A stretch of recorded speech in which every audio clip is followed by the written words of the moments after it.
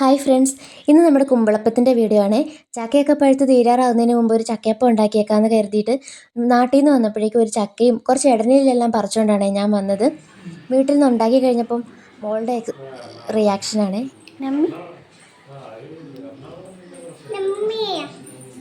അവൾക്ക് ഒത്തിരി ഇഷ്ടപ്പെട്ടു കേട്ടോ. ചക്കയെല്ലാം നമ്മൾ കുരുവെല്ലാം കളഞ്ഞ് വൃത്തിയാക്കി അരിഞ്ഞെടുത്തതിന് ശേഷം നമുക്കൊരു മിക്സിയുടെ ജാറിലേക്ക് ഇട്ടിട്ട് നല്ലതുപോലെ ഒന്ന് അരച്ചെടുക്കണം. ഒരു അത്യാവശ്യം നന്നായിട്ടൊന്ന് അരഞ്ഞ് കിട്ടണേ. ഒത്തിരി തീരെ അങ്ങോട്ട് പട്ടുപോലെ അരയണ്ട.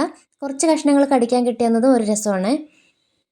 ഫുൾ ചക്കയും നമ്മൾ ഇതുപോലെ മിക്സിയിൽ അരച്ചെടുത്തിട്ടുണ്ട്.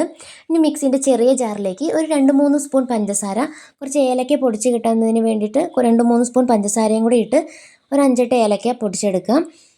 1/2 കിലോ ശർക്കരയുടെ പാനി ആക്കിയതാണ് എടുത്തിരിക്കുന്നത്. അതുപോലെ ഇതിലേക്ക് ഒരു തേങ്ങ ചിരകിയത് എടുത്തിട്ടുണ്ട്. ഒതുക്കിയിട്ടൊന്നുമില്ല, ചിരകി ഇടുകയാണ് ചെയ്തിരിക്കുന്നത്. ഒരു കട്ടിയുള്ള ഉരുളി എടുത്തിട്ട് അതിലേക്ക് നമ്മൾ അരച്ചു വെച്ചിരിക്കുന്ന ചക്കയും ശർക്കര പാനിയും കൂടി ചേർത്ത് നല്ലതുപോലെ ഇളക്കി വിളയിച്ചെടുക്കണം. നന്നായിട്ട് വിളഞ്ഞ് വരുമ്പോൾ അതിലേക്ക് നമ്മൾ പൊടിച്ചു വെച്ചിരിക്കുന്ന പഞ്ചസാര ഉണ്ടല്ലോ, അതും കൂടി ചേർത്ത് കൊടുക്കാം. ഇതും കൂടി ചേർത്ത് നല്ലതുപോലെ ഇളക്കി യോജിപ്പിച്ചെടുക്കാം. ഇനി ഈ മിക്സിയിൽ നമുക്ക് തീയൊക്കെ ഓഫ് ചെയ്യാം. അതിലേക്ക് നമുക്ക് പൊടി ചേർത്ത് കൊടുക്കുന്നത്, ഞാൻ റവയാണ് എടുത്തിരിക്കുന്നത്. 1/2 കിലോ റവയും അതിൻ്റെ പകുതി പുട്ടുപൊടിയും എടുത്തിട്ടുണ്ട്. റവയൊന്ന് നന്നായിട്ട് ചൂടാക്കിയിട്ടാണ് എടുത്തിരിക്കുന്നത്. പുട്ടുപൊടി പിന്നെ മേടിച്ച പുട്ടുപൊടി ആയതുകൊണ്ട് അത് ഓൾറെഡി ചൂടാക്കിയിട്ടായിരിക്കും ഉണ്ടാകുക. അപ്പോൾ അതുകൊണ്ട് അത് വീണ്ടും റോസ്റ്റ് ചെയ്തിട്ടില്ല. ഇനി ഇതിലേക്ക് നമ്മൾ ചിരകി വെച്ചിരിക്കുന്ന തേങ്ങയും കൂടി ഇട്ട് നന്നായിട്ടൊന്ന് മിക്സ് ചെയ്തെടുക്കാം.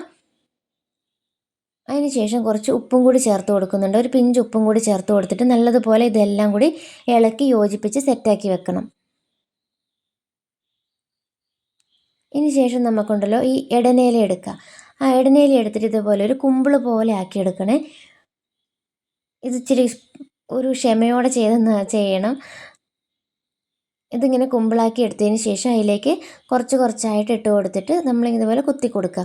എന്നിട്ട് ഇത് ഒരു സെറ്റ് നമ്മൾ ഇഡ്ഡലി ചെമ്പിലേക്ക് വെക്കാൻ ആവശ്യത്തിനുള്ളത് ആക്കിയതിന് ശേഷം അത് നമുക്ക് ആകുമ്പോഴേക്കും നമുക്ക് അടുത്ത സെറ്റ് കുമ്പിളാക്കി വെക്കാവേ.